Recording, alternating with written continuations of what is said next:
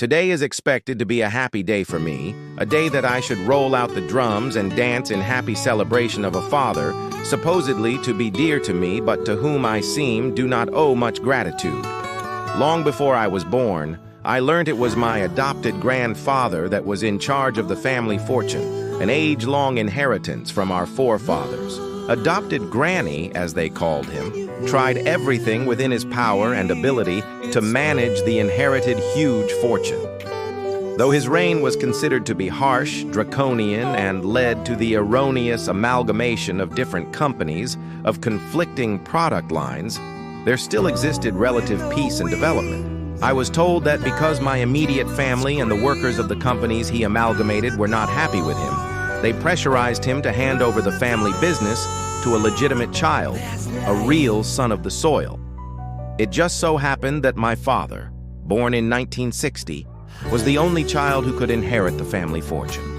Hurriedly, my adopted granny prepared and handed the family business to my still crawling father, who had to rely on older community elders to mismanage the family fortune.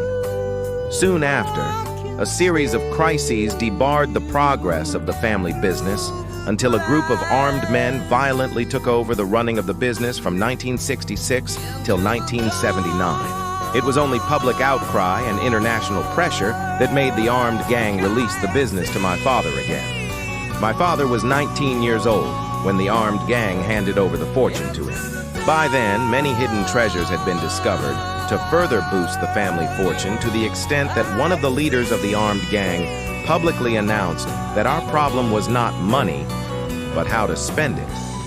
My father, rather than better what the armed gang left behind, went further to ruin the fortune of the family. He mismanaged the business, engaged in an ostentatious lifestyle, and allowed massive corruption until the armed gang got annoyed and sent him packing again.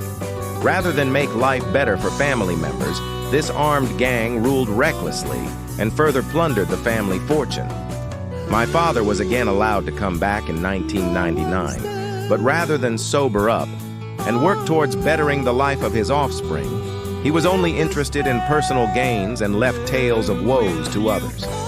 I was born in 1999, the same year my father was returned to power. And I must confess, life from birth has been a serious battle for survival. My mother only mesmerizes me with tales of the good old days when adopted Granny was in charge.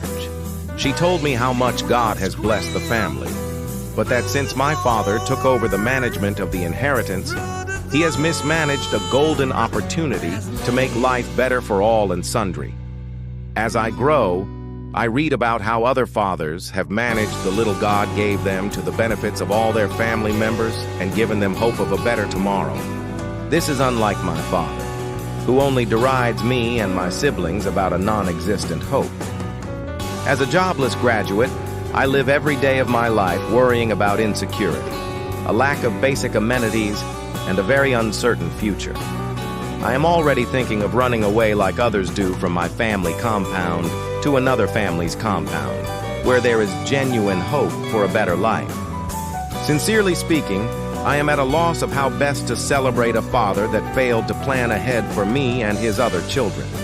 With my current condition in life at 25, I cannot celebrate my father at 65. Until my father proves worthy of celebration, I will hold my drumsticks in silence and mourn the song that could have been